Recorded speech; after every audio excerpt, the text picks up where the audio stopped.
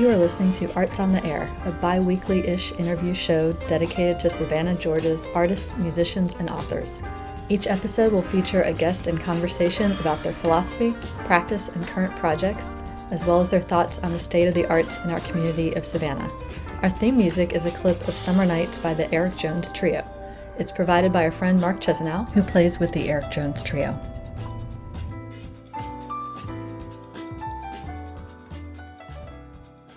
Hey everyone, welcome to Arts on the Air. This is Tamara Garvey, and I'm sitting with local artist and cartoonist Zack Turner. Welcome, Zack. Hey. Glad to have you. So I first came across you through the Soy Como Soy Instagram site, and you were at their art battle in July. Is that right? Yeah, they were really nice and let me join and do all that stuff. It was super fun. Yeah, I've been finding so many cool artists through that site, so I was happy to discover you. So this is going to come out on Wednesday, October 16th, and for the whole month of October, Zack is in an artist residency at Neighborhood Comics. So we're going to talk about that and how you guys can drop by and see him in person. But let's go ahead and start with kind of your beginnings. I saw on your site you're a Savannah native, is that right? Yeah, I was born in Joseph Candler. My mom is originally from Florida, moved up here when my aunts and stuff moved up here. And then I was born here and went to school at Bryan County High School in Pembroke, or Ellaville, Georgia. And went to SCAD for a little bit. COVID happened. We kind of had to leave and get just myself situated to be an adult, and now I'm actually kind of being able to do art as a job occasionally. Yeah. COVID was in the middle of your college program, right? That's rough. I was going to ask you about that because I know for certain majors you just literally couldn't do it if you can't be there in person, but I didn't know for sequential art if that was it'd still have been okay working from home doing it. It's just a really hard thing whenever you're not getting feedback directly from studio time. There's a lot of issues with just self-motivation whenever you don't know if you're moving in the right direction. And I feel I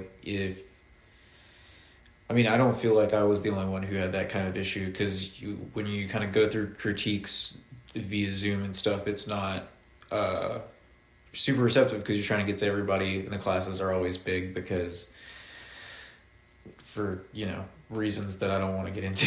Yeah. I'm not going to say anything. They're just too big for people to have really in-depth. Yeah, especially over Zoom. Because because everything just goes slower over video chat. Yeah. You can't be as direct. You can't, it just takes a minute because there's just technical difficulties constantly. Yeah, I'm sure. And just not the same energy as being in the room with people. Yeah. So how far into your program were you then? Those 3 years, but I was having a hard time really getting acclimated to the workflow. Yeah. It was because I was working at that point just traditionally, and I'm very slow when it comes to traditional, because it's you're working with something where you don't have a ton of layers, and you can zoom in and get the right shape by just fiddling with it constantly. Turn off a layer or edit it or something. Yeah, because I also have a very heavy hand, so whenever I would try to gesture into the board, my artboard, it would just ruin the paper. And even if I was using a light leaded pencil or a blue pencil, you can't just keep erasing. There won't be paper left. What materials do you use? So I do start out with physical media. I like to try to get the idea as much as possible onto paper, and then move it into digital so I can clean it up, really make sure my I's and T's are crossed and dotted, because it's just the making sure it looks professional. And solid. And so things kind of have to finish up digital. Yeah. Do you do pen and ink or brush and ink or? Yeah, I can do that. It's it just is a longer process. Yeah. It's that's the one thing within cartooning that's a really hard challenge is time management, and then like knowing what is going to be quicker versus because you want it to be narratively sound, but it needs to look good for it to be narratively sound. So when you were in SCAD, you still were in a phase of doing a lot of traditional media, and it just was too slow going, basically. Yeah, because it's a medium. It's like a physical medium where it can be an unforgiving medium. Yeah. Like your pen and ink is not like super forgiving whenever you have to like start all over, and if you're not like the most like I am like super heavy handed with like how my hand just like puts against, because I'm like working out the idea. I feel like I'm almost sculpting the paper sometimes because of how hard I would press down. I've gotten a lot better. I work in pen and ink too, and I found if you're on paper or on there's these like watercolor paper-esque boards, and that you can take an X-Acto knife and like scratch away small places or small lines, and you're roughing up the paper, and so then the paper texture is a little different. Yeah. But I didn't know for sequential art, I didn't know if instead of working on paper, you're working on those really smooth boards. Because I was imagining those boards you probably can't scratch away from an X-Acto knife, because that's going to change it's the just texture. it's just going to like rip up the page. Yeah, so you really can't just scratch away a tiny line or something. Yeah, there are some like grades of Bristol that are a bit like thicker and like more watercolor friendly. Like, because I actually just got done doing a Creature of the Black Lagoon, like, watercolor piece over at Neighborhood, one of my first weekends. And that was super fun. That was all traditional, like, pigmented watercolors that I got from Starlandia and a bunch of, like, ink that I already had. I also really like to use, like, you know, like, the Presto pens? Yeah. I love using the whiteout. It's such a fun like additive. Yeah, like the additive and the subtractive, like sculptural. Yeah. I was curious, when you're in SCAD in the sequential art program, how common is it for people to work in digital media versus traditional? Well, it's the speed thing. Yeah. Like, you need to be industry ready, and the best way to be industry ready is to have the high like budget materials. Like, there's a reason that the SCAD people have freaking Wacom's and stuff, like, because you have to work quickly. Yeah. And my public school didn't really prepare me to use a bunch of Adobe stuff, because I went to a really small public school, in like coastal Georgia. So like I wasn't like as familiar with like the Adobe suite as a lot of my classmates were. So I was like, I'll just stick to what I know. Yeah, I was curious about this because I know from people I've talked to in the animation program that for so long, like, everything is 3D animation, and it really became like all about that. And now it's a little bit crested where people are like kind of getting back into that traditional 2D animation, like in Disney movies from the 60s and 70s, and that there is like a little bit the nostalgia factor. So I didn't know if maybe the same thing happens in all the fields where things get really digital for a while and then people miss that old look. It's all about the fact that like either you get quicker at using traditional media, or somebody's paying you enough money to take the time to make your thing look as good as you want it to. Yeah. A couple of local comic artists, John Golden and Victor Alpi, they're both traditional artists. Like, I know that they could work digitally if they wanted to, but they're both traditional, and they have that quick hand because they've practiced and got it down pat. Like, and they're also really smart about the materials they use. They practice with the materials they use, and like, honestly, if I practiced more, that was actually something one of my professors was like, you just got to draw more. Yeah. Even whenever it's at like a time where you're super frustrated and you don't want to draw anything, or you're not inspired, you just have to.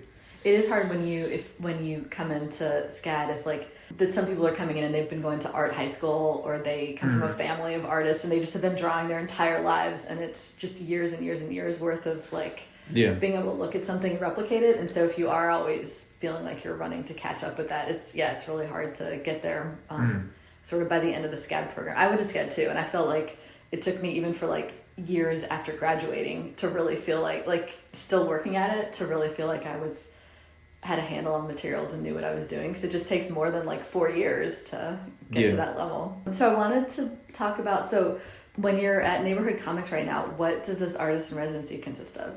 It's honestly like I just get to promote my stuff, and I get to like take the time and are able to use their space to do a project that I was already planning to do. Yeah.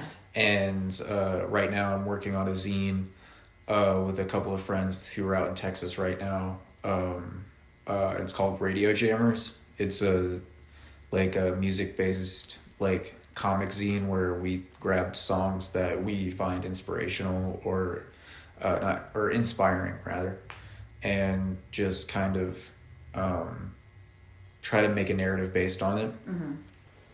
And so right now that's what I'm working on. Are you like going back and forth between it almost sounds like Mad Libs where you're trading a piece back and forth and you working on it? Yeah. And it's honestly like a lot about like how I feel about the music. Like the song that I'm like basing the comic on is Death Machine by AJJ, and I actually just performed at Lodge of Sorrows not too long ago, like a few months ago. Oh yeah. Before the Art Rumble, and it like was just gave me a lot of inspiration to do something kind of based off of their music, and I really like how it's like a hopeful kind of melancholy of like, you know, the world can be hard to be in, but then you have like this hope to like get through it, or to like make something, you know, make your time worth it.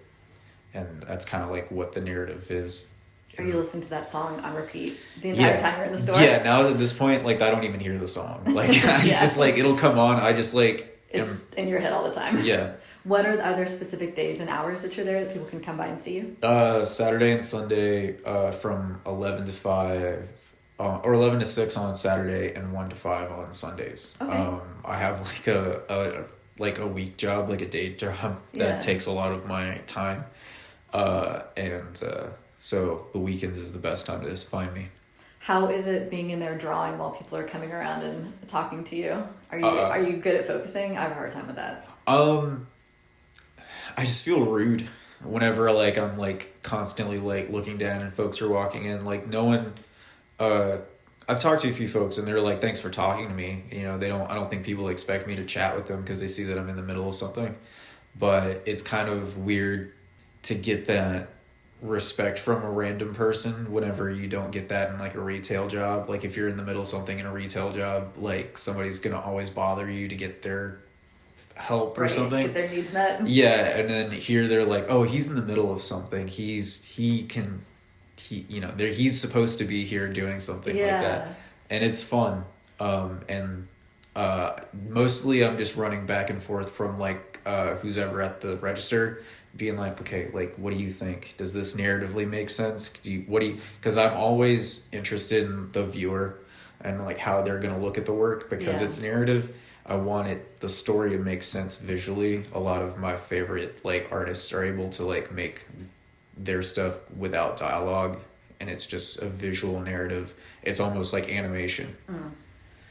Yeah, it's nice to have somebody there to get feedback all the time. It just recreates like, you know, the best aspects of being critique, where someone is there as you're working on stuff, and you're not just working in a vacuum the way a lot of artists are, especially if you work from home and you just don't have somebody there all the time.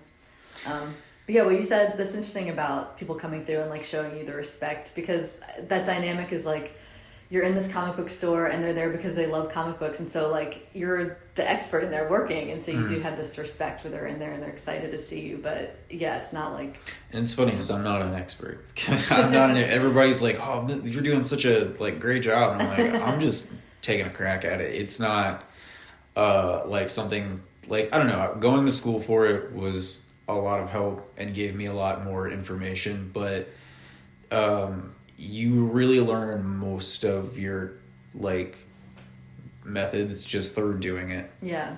Well, a lot of people, I'm sure, you know, people are like reading comics and going to that shop. Maybe some of them are artists themselves, but a lot of people are just like consumers of that media. So seeing anybody generating it is exciting for them. And most people who aren't artists or aren't creatives, like it feels like such a foreign, amazing thing to see somebody creating something, you know? I mean, and it's funny to like say that because it's like I think everybody like is capable of artistic creativity. I just don't think a lot of people feel confident in what they would make. Yeah. And I like because everyone's like, man, I can't draw.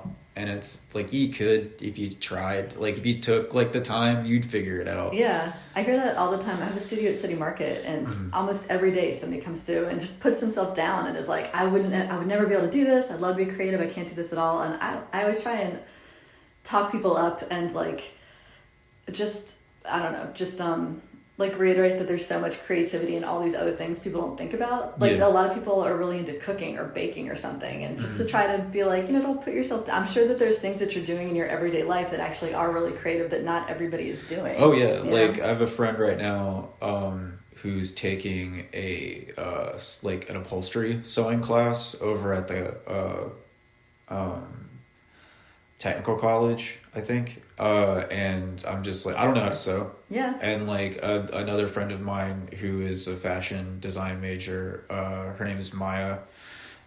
She like is able to like do so much with just like sewing and designing and stuff like that. And it's super cool. Yeah, I always am really interested when people are working in any kind of fabric or like 3D design or any kind of interior design. It's so foreign to me. So I always think that's really fascinating. But like, you know, there's just like, there's so many creative mediums in general is all I was really trying to say. Yeah.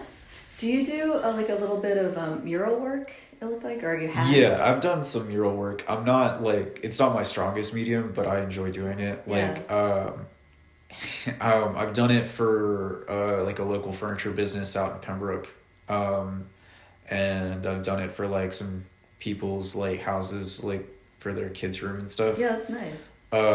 At the furniture store, was that inside or outside? Inside. Okay. It was to make these like large like windows. So like I had designed like shutters and like a scene from out for the window, so it seemed more open. Oh, as if they had windows in it. Yeah. Too. Okay, it was like a Trompe-l'oeil thing. Yeah. Yeah. That's funny. There's one house when you're driving down Price Street that like it's just, you know, a flat wall of house, and on the outside of the house they have painted windows and shutters, which I always think is funny. They're like, you know, the unfortunate thing of having a house that doesn't have a window, and so you have to pretend like you do. Yeah. There's another one that has like it does have windows. It's like an some sort of like automotive store or like dealership, but they have these windows that look like windshields, and on the outside it's painted cars. Oh. Yeah, it's over by like Hog Power Sports. Like if you ever go out that way, I'm terrible at road names, but like if you go out in that general direction, you'll see it. Yeah. Yeah. That's a clever mural. I do really like a lot of the murals around town. Yeah. They're always really fun to look at. How is it, so your experience, so you did these windows inside of this furniture store and then a few bedrooms. How did you like that experience of working like really big and completely vertical? Real different, right? It turned into being like a workout. My back would hurt after like a whole day, because it's like you run really close up, you get on your like thing, because it was like off the ground pretty high, and so they had like I don't know what the painters use, like a lift. Yeah, like a lift, like a manual lift. Okay. Yeah, and so I'd jump on that, I'd paint and then I'd run back and like look and see to take it in, and then just run back, and just it was a lot of up and down. That's so funny. I just talked to Brian McGregor, and he does a lot of huge outdoor murals, and he did one that was on a ceiling, and he just talked about just how physically hard it was and how exhausting, and how you need like literally massage and just lying down to recover from it. I think people don't think about how physical it is. And you mentioning, that's one thing he didn't mention, is just the aspect of like working up close to a painting and then having to like back up from it, and for you having to go up and down on a lift and then move away.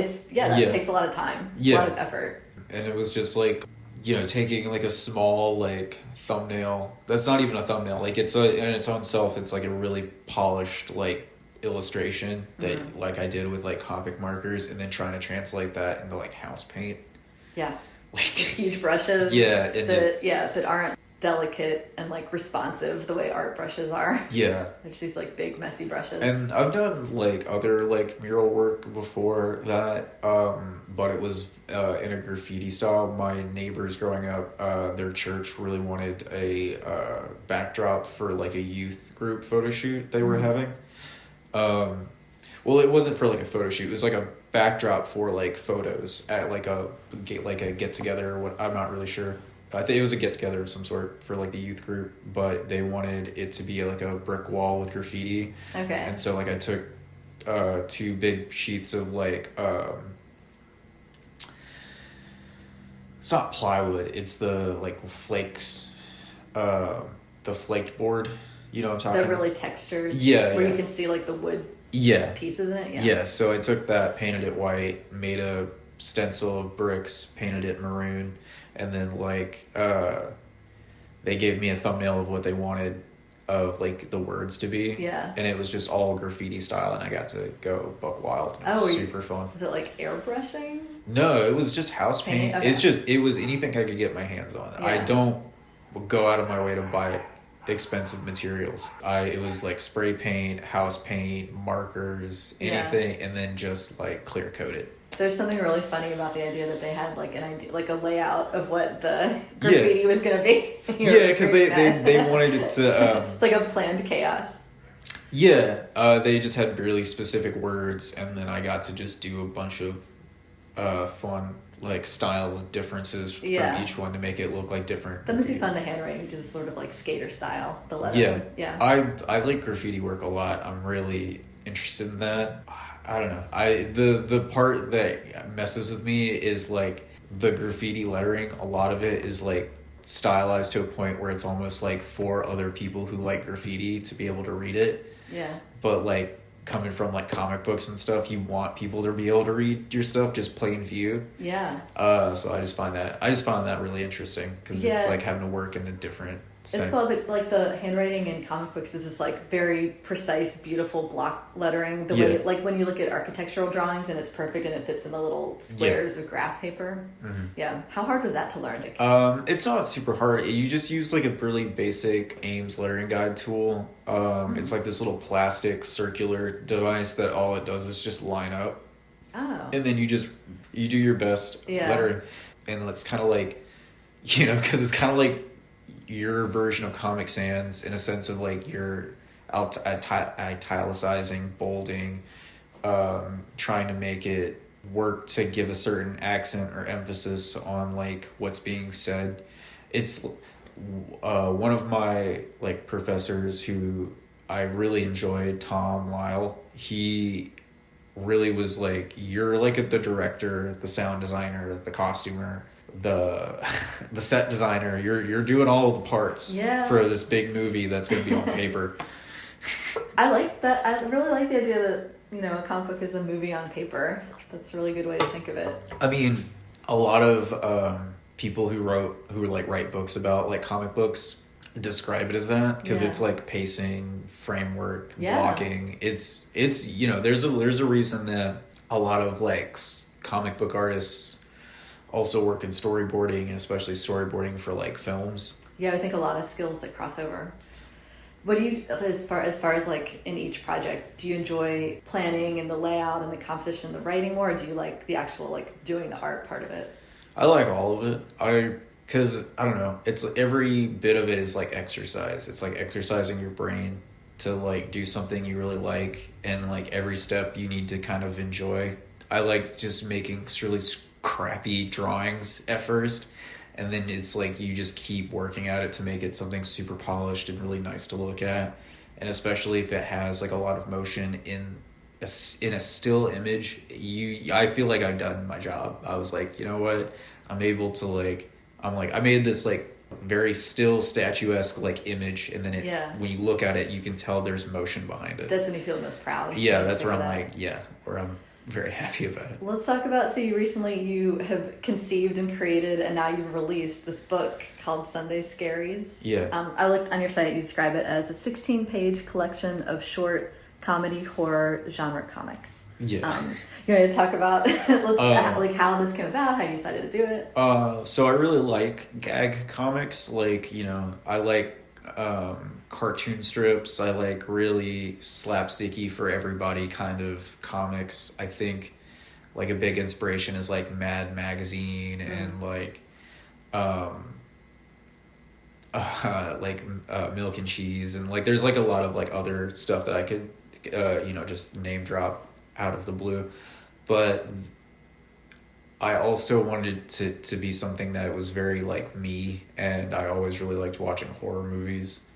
So, and like when I'm at a point where I've been like the most anxious and like stressed out, the best way to take my mind off of like my own problems is watching a horror movie, because you're just watching someone deal with their own problems and it's not yours, and it's great because you can just be like, okay, it's very escapist. It could be worse.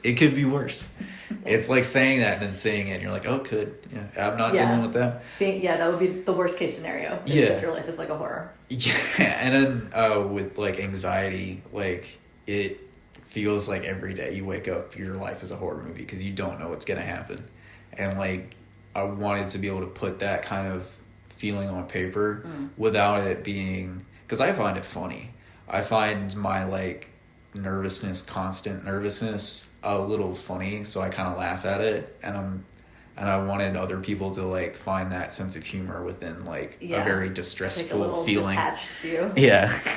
How long ago did you start working on this? I started it this past summer. I had started multiple projects, but they were very heavily narrative based, and I really needed to just practice making comics, and the only way you can practice making comics is just making them. Yeah. So I was like, okay, well, we'll just do a single page comic strip. Like, like it does, you want to learn how to fill out a page and like panel out and try to get as many panels on a page and make it as dynamic or interesting as possible. Just do a single narrative on a single page and just collect a bunch, and then you'll have a comic book by the end of the project. So it's like a bunch of short stories kind of. Yeah. That seems pretty fast. You just did it this summer and now it's October and it's out. Yeah. It seems really quick. Yeah. It looks like, did you collaborate with, there's a woman who did the lettering in it? Either my partners, non-binary. They go by they, them. Their name's M. They are my letterer and graphic designer, and they're really saved my butt when it comes to using Illustrator, because I do not like Illustrator. I'm not good at moving existing files from like a website to that, because I'm sketched out by all of it. Yeah. Like, That's a good pun. Sketched out. Well, I'm just like, I think that I'm worried I'm gonna like download a virus like it's like 2010 again, where I'm like gonna click the wrong link and something bad's gonna happen. You're accidentally gonna send money to a Nigerian prince. Yeah, exactly. I was curious about this when people are doing a lot of self-publishing and like really getting in the field of sequential art, if people do tend to be really specific in their roles like this, where you have like an aspect of the project you're really good at, and then you take on other people who have their specific things too. I mean, that's what makes comic books like such an awesome medium, is that like film, it's a collaborative effort. So like, I didn't have to worry about finding the right font and like making, I had to make sure like certain things were emphasized within the speaking, because it was the scripts that I wrote. Yeah. But M was able to like adjust them to make sure they fit within the page, and like was able to find the right font to give it a more like hand illustrated feel. That's very cool. Yeah. And then my friend Isaac Edwards, he also contributed an illustrated piece for like a fake boxing ad between Dracula and Frankenstein's monster. Is there like in the middle of the book, there's sort of an interlude where there's this fake ad? There's two. So there's like a toy ad for like the Hellraiser cube, and then a boxing ad. But like in a sense where like, if you think about it, like they all could technically be fake ads. Like there's one where it's about like ordering like food delivery. Okay. And like there's like little shout outs to like Savannah, Like, yeah. I shout out... Little Easter eggs. Yeah, I shout out WRUU. Some of my friends I've doodled into the comic. Like, M is literally a character in one of the comics. Like, that's great. Yeah. So how did you get this printed and published? So I wanted to use like a local printer. And the Georgia Southern Armstrong campus has a printer that anybody can use. Oh. Yeah. Yeah. Yep. And they did a really good job with the book, you know. I don't know if I'll use them again. I want to like kind of explore more printing options. That's another aspect of comic books that I really like, is just like printing in itself is like an art form. I guess a lot of different paper or sizes or layouts. Yeah, and just like, you know, what they have is really good for anyone who is like, you know, wanting to get high quality prints but are probably like a little bit on the cheaper side. Okay. And like they do great a whole to know for locals. Yeah, and they definitely do a really good job. I really enjoy it, and I think they get a lot of student help from like other Armstrong students. That seems really cool practice for the students there to be like working also in this print shop and doing that side of it too, like an apprenticeship. Yeah, I just really wanted the big part of this book. I wanted it to be like, I wanted people to know that it's like from here. Yeah. And like super as local as it could be.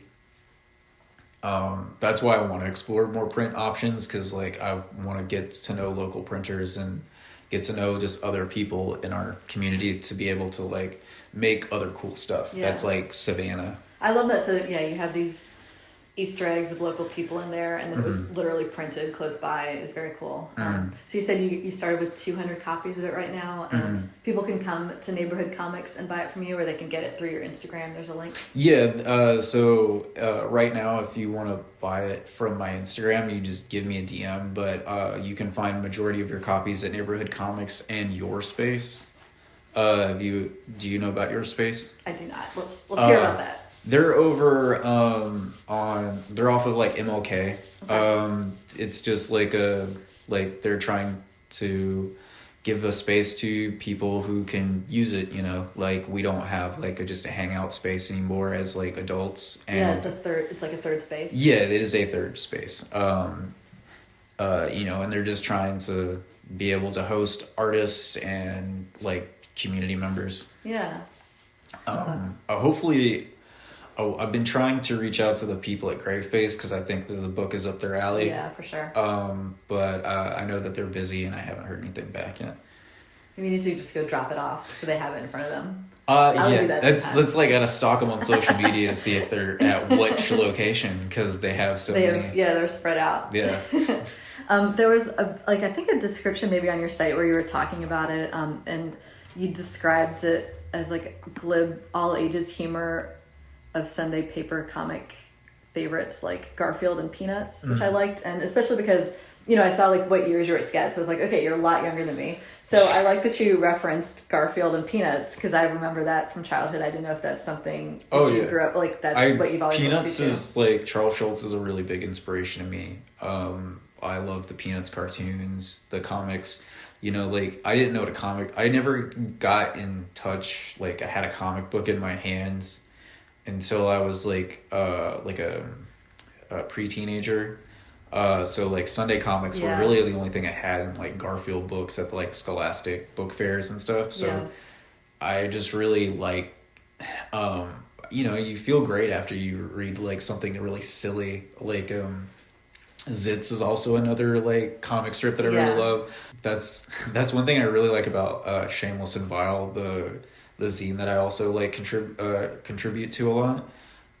They also like to name drop and like throw in like old comic strips from newspapers. I was a real Calvin and Hobbes person. Calvin and Hobbes is also really awesome. Yeah. There's just like I'm so bad at just remembering names, but his work is really good. Just is it Bill Waterston? Yeah, I think so. And then the other ones I was thinking of is the Far Side still out, or was that where it's like they would always be these single panels and they're very absurdist. Like it would just be this one image, this kind of hard hitting thing, and it would just be like kind of ridiculous, absurd humor. Yeah, and then you had like the Phantom. and like so many other, and I liked that aspect about strips is like, you know, there's so many of them. It's like flipping through channels and like you get like a story every week or every month, a new chapter. I'm glad that the Sunday the like printed comics are still out there in newspapers, because when growing up, like Saturday morning cartoons was a thing, and I know that's literally not even like, it's not on TV anymore. There's not just like,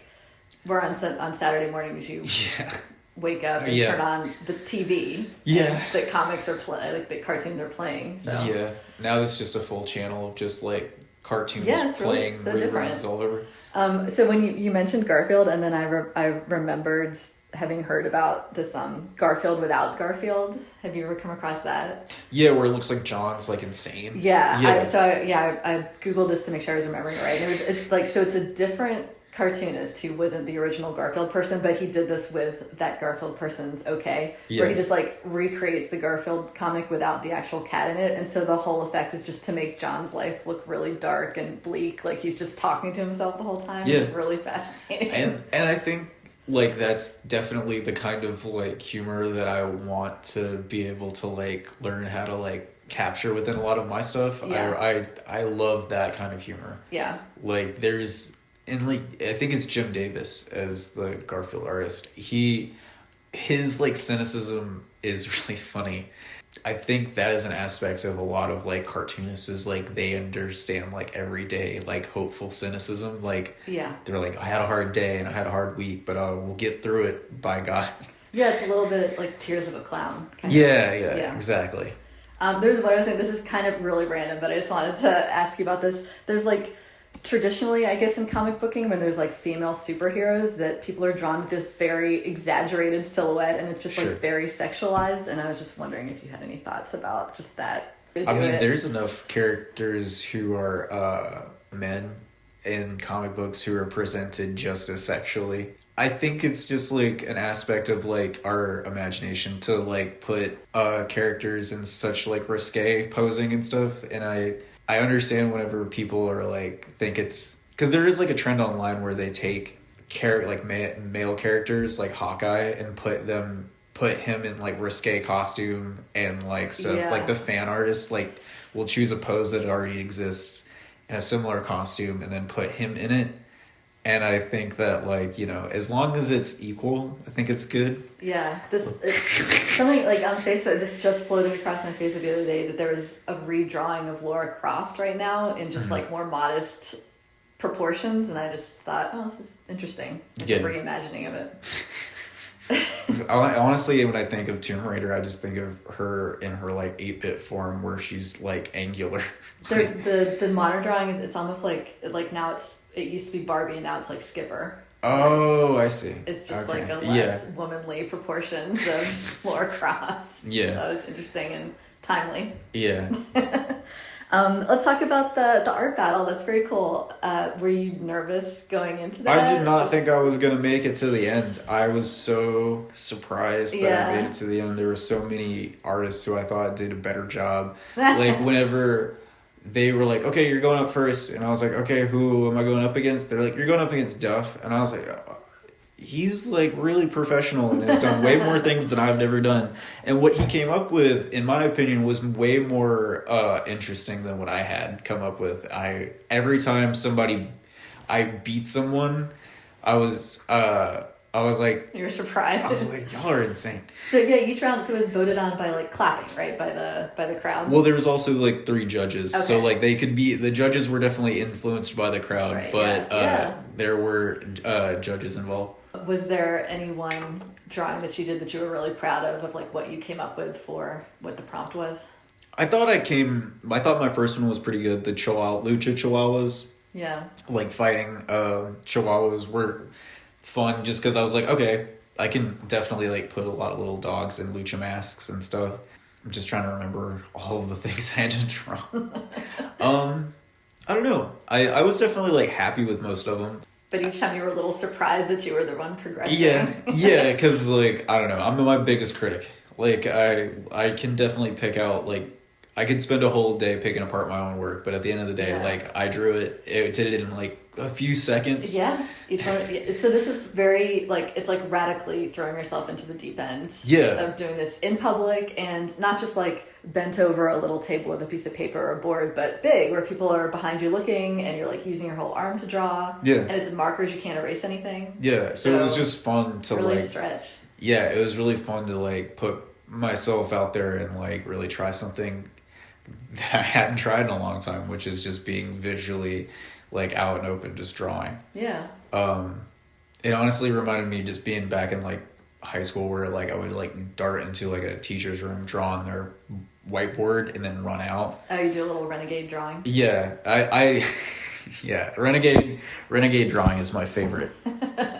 Did you keep your pieces of paper, your drawings? I do. I like to give them. I like to give them away. Yeah. Well, the ones from the art battle, like, did you give them away? Yeah, I did. Yeah. I think I left them there. If someone took them, okay. I hope they have them. I hope they like them. Maybe if the Soy Como Soy people took them, and then years from now there could be an exhibition of just all of the drawings through. Like if they do this every year, and then we could just like paper the walls and have a bunch of them. Would be cool. That would be cool. I have no idea what they did with them. They were like, "Did you want to keep them?" I think I just kept my. No, I didn't keep it. Like I kept the markers and stuff, but like I didn't. Yeah. I also grabbed like my fight poster, but I'm not one to like hold on to a bunch of my art, mostly just because I don't have the space for it. Do you sell any art that isn't in the form of comic booking? Like, do you sell originals, or do you make prints out of anything? Is that a direction you want to go into? Yeah, I'm gonna start making prints. I mostly like I just sell a lot of my original art to my friends and the people that are just around who like it. Yeah. Somebody bought like a illustration I did of Aku from Samurai Jack over at Neighborhood, and I honestly want to know who bought it, because I'm like, I really liked it too, and I'm really surprised somebody wanted it. Okay, if that person's listening, get in touch. Yeah, that'd be really cool. I had an original piece that I tried to submit to an art show that didn't get accepted, and one of the folks that like work with like the slab and like Shameless and Vile, her name is Baby Girl, and she bought that piece. And I like whenever someone buys my art and they're just really into it. Yeah. And it just feels really good. And that's part of the reason I don't keep a lot of my stuff, is because like I can tell, like, not that I can tell when someone likes my stuff, but I like when I can tell that they like it. Yeah, it's so touching when people want to like A, spend their money on it, and B, put it up in their house and be looking at it. Yeah. It's amazing.